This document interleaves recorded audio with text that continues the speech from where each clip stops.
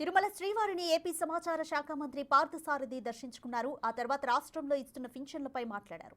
రాష్ట్రం ఆర్థిక ఇబ్బందుల్లో ఉన్న ప్రభుత్వం జూలై 1 నుంచి పెంచిన పెన్షన్ను ఇస్తుందన్నారు.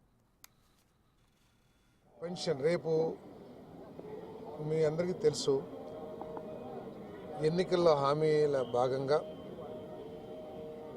చంద్రబాబు నాయుడు గారు, పవన్ కళ్యాణ్ గారు, మోడీ గారు అందరూ కలిసి ఏదైతే హామీలు ఇచ్చారో ఆ 5 హామీలను కూడా మొట్టమొదటి సంతకంతో అమలు చేసిన విషయం మీ అందరికీ తెలుసు.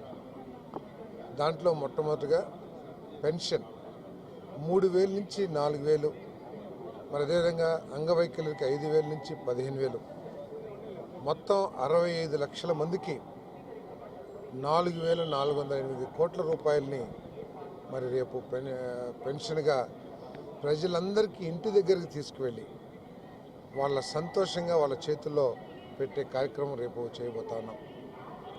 గత ప్రభుత్వం 1,000 రూపాయలు పెంచడానికి 5 సంవత్సరాల సమయం పడితే ఈ ప్రభుత్వానికి 1,000 రూపాయలు అధికారంలోకి రాకముందే భరోసా ఇచ్చి వచ్చిన 15-20 రోజుల్లోనే మరి ఆ 1,000 రూపాయల పెంపుదలని అమలు చేస్తున్న మరి విషయాన్ని ప్రజలందరూ కూడా మంచి మనసుతో అర్థం చేసుకోవాలని చెప్పేసి మనం చేస్తాము. ఈరోజు ఆర్థికంగా తీవ్ర ఇబ్బందుల్లో ఉన్నా కూడా ఏదేమైనా సరే ప్రజలకు ఏదైతే హామీ ఇచ్చామో దాన్ని అమలు చేయాలనే ఉద్దేశంతో మరి జూలై 1వ తారీఖున 7,000 రూపాయలు, అంటే ఏప్రిల్, మే, జూన్కు సంబంధించిన 1,000 రూపాయలు ఏదైతే ఉందో నెలకి ఆ 1,000 రూపాయలు కలిపి 4,000 ప్లస్ 3,000 7,000 రూపాయలు రేపు ఇచ్చే కార్యక్రమం చేయబోతున్నాం. ప్రజలందరూ కూడా మరి కూటమి ప్రభుత్వాన్ని, చంద్రబాబు నాయుడు గారిని, పవన్ కళ్యాణ్ గారిని, లోకేష్ గారిని ఆశీర్వదించాలని చెప్పేసి మన సరకు.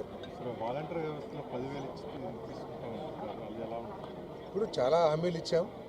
అప్రాపరేట్ టైంలో తప్పుకోకుండా ప్రభుత్వం ఒక నిర్ణయం తీసుకుంటుంది. రేపు మాత్రం సచివాలయం స్టాఫ్, అవసరమైతే ఇతర స్టాఫ్, ప్రభుత్వ ఉద్యోగుల్ని వినియోగించి ఉదయం 6ంటికి స్టార్ట్ చేసి సాయంత్రం లోపల పెన్షన్ పంపిణీ కార్యక్రమాన్ని పూర్తి చేయాలని చెప్పేసి ఆదేశాలు ఇవ్వడం జరిగింది.